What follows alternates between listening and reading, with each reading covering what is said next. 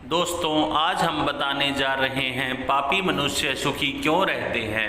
एक कीड़ा और व्यास मुनि जी का संवाद बहुत ही ज्ञानवर्धक प्रसंग है। जरा ध्यान से सुनिए। पापी मनुष्य सुखी क्यों रहते हैं, एक कीड़ा और व्यास मुनि जी का संवाद, ज्ञानवर्धक प्रसंग। दोस्तों, इस वीडियो में व्यास मुनि जी और कीड़े के संवाद को बताया गया है, जो बहुत ही ज्ञानवर्धक प्रसंग है। और अगर आप लोग यह जानना चाहते हैं कि पापी लोग भी सुखी क्यों रहते हैं, तो आप इस वीडियो को अंतिम तक जरूर देखिएगा।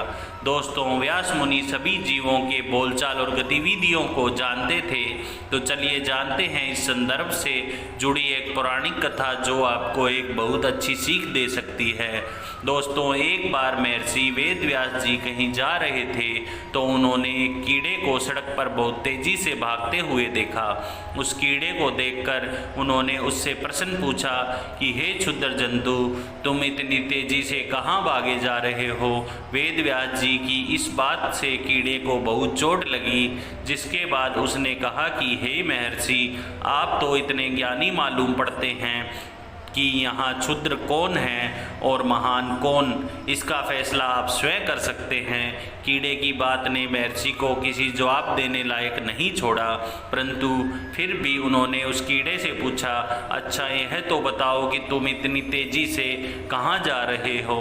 कीड़े ने कहा, मैं तो अपनी जान बचाने के लिए भाग रहा हूँ। आप देख नहीं रहे मेरे पीछे कितनी तेजी से बैलगाड़ी चली आ रही है। कीड़े के इस उत्तर से एक बार फिर से महर्षि को हैरान कर दिया। उन्होंने उसे कहा कि तुम तो इस कीट योनि में पड़े हो, अगर मर भी गए तो क्या तुम्हें दूसरा और बेहतर शरीर भी मिलेगा।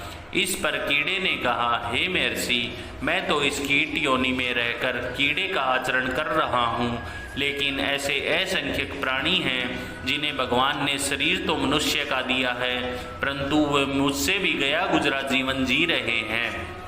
मैं तो ज़्यादा ज्ञान नहीं पा सकता, मगर मानव तो श्रेष्ठ शरीरधारी है। फिर भी ज़्यादातर मनुष्य ज्ञान से विमुख होकर कीड़ों की तरह आचरण कर रहे हैं। कीड़ों की इन बातों में महर्षि को सत्यता नजर आई। वे सोचने लगे कि वाकई में ये मनुष्य मानव जीवन पाकर भी काम, क्रोध, लोभ और अहंकार से बंधा है। ये मनुष्य ज्ञान पाने की क्षमता पाकर भी ज्ञान से विमुख है। वह कीड़े से भी बदतर जीवन जी रहे हैं। फिर महर्षि ने कीड़े से कहा कि हे कीट, बैलगाड़ी आ जाए और तुम मर जाए तो घबराना मत, मैं तुम्हें योग शक्ति से महान बना दूंगा। जब तक ब्राह्मण शरीर में तुझे न पहुंचा दूं, अन्य सभी योनियों से तुझे शीघ्र छुटकारा दिलाता रहूँगा। वेद व्यास जी की बातें उस कीड़े ने मान ली और बीच रास्ते पर ही रुक गया और बैलगाड़ी के पहिए से कुचलकर मर गया। फिर वेद व्यास जी की कृपा से वह अन्य योनियों में जब जब भी उत्पन्न हुआ, तब तब व्यास जी ने जाकर उसे पुनर्जन्म का स्मरण दिलाते रहे। इस तरह वह कीड़ा मृग, पक्षी, शूद्र, वैश्य जातियों में जन्म लेता हुआ क्षत्रिय जाति में उत्पन्न हुआ। उसे वहाँ भी वेद व्यास जी ने दर्शन दिए। थोड़े दिनों में रणभूमि में शरीर त्याग कर उसने ब्राह्मण के घर जन्म लिया।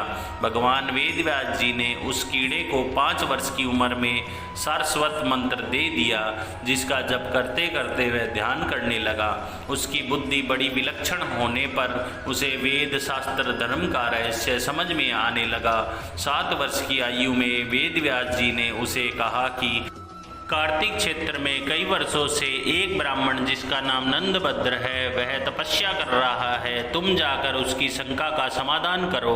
मात्र 7 वर्ष का ब्राह्मण कुमार कार्तिक क्षेत्र में तप कर रहे उस ब्राह्मण के पास पहुंचकर बोला, हे ब्राह्मण देव, आप तप क्यों कर रहे हैं। ब्राह्मण ने कहा, हे ऋषिवर, मैं यह जानने के लिए तप कर रहा हूँ कि जो लोग अच्छे हैं, सज्जन लोग हैं, वे दुख सहन करते हैं और दुखी रहते हैं, और पापी आदमी सुखी रहते हैं, ऐसा क्यों। ब्राह्मण कुमार ने कहा कि पापी आदमी यदि सुखी है तो पाप के कारण नहीं, बल्कि उसके पिछले जन्म का कोई पुण्य है, अच्छे कर्म हैं, उसके कारण सुखी है। वह अपने पुण्य खत्म कर रहा है। पापी मनुष्य भीतर से तो दुखी होता ही है, भले ही बाहर से सुखी दिखाई दे। धार्मिक आदमी को ठीक समझ नहीं होती। उचित दिशा व मंत्र नहीं मिलता, इसलिए वह दुखी होता है। वह धर्म के कारण दुखी नहीं होता, बल्कि समझ की कमी के कारण दुखी होता है। समझदार को यदि कोई गुरु मिल जाए तो वह नर से नारायण बन जाए, इसमें क्या आश्चर्य है। ब्राह्मण कुमार ने कहा कि मैं इतना बूढ़ा हो गया, इतने वर्षों से कार्तिक क्षेत्र में तप कर रहा हूँ। मेरे तप का फल यही है कि तुम्हारे जैसे 7 वर्ष के योगी ने मुझे दर्शन हो रहे हैं। मैं तुम्हें प्रणाम करता हूँ। यह बालक ने कहा कि नहीं नहीं महाराज, आप तो भूदेव हैं, मैं तो बालक हूँ, आप मुझसे बड़े हैं, इसलिए मैं आपको प्रणाम करता हूँ। उसकी नम्रता देखकर ब्राह्मण और खुश हुआ। तप छोड़कर वह परमात्मा चिंतन में लग गया। अब उसे कुछ जानने की इच्छा नहीं रही। जिससे सब कुछ जाना जाता है उसी परमात्मा में अपना ध्यान लगाने लग गया।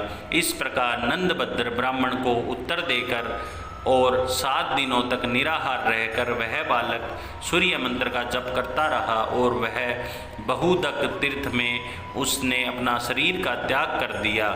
उस बालक का जन्म अगले योनि में हुआ तो उसके पिता का नाम कुशारु और माता का नाम मित्रा था। वह उसका नाम मैत्रेय पड़ा। इन्होंने व्यास जी के पिता पराशर जी से विष्णु पुराण और बृहत्पराशर होरा शास्त्र जैसे विशाल ग्रंथों का अध्ययन किया था। कहाँ वो सड़क से गुजर रही नाली में गिरने वाला कीड़ा और कहाँ संत के सानिध्य में रहकर वह मैत्रेय ऋषि बनने वाला कीड़ा। अब यह एक शंका हो सकती है कि वह कीड़ा ही मैत्रेय ऋषि क्यों बन गया। अरे भाई, यदि आप पहली कक्षा के विद्यार्थी हो और आपको एमए में बिठाया जाए तो क्या आप पास हो सकते हो? नहीं हो सकते ना।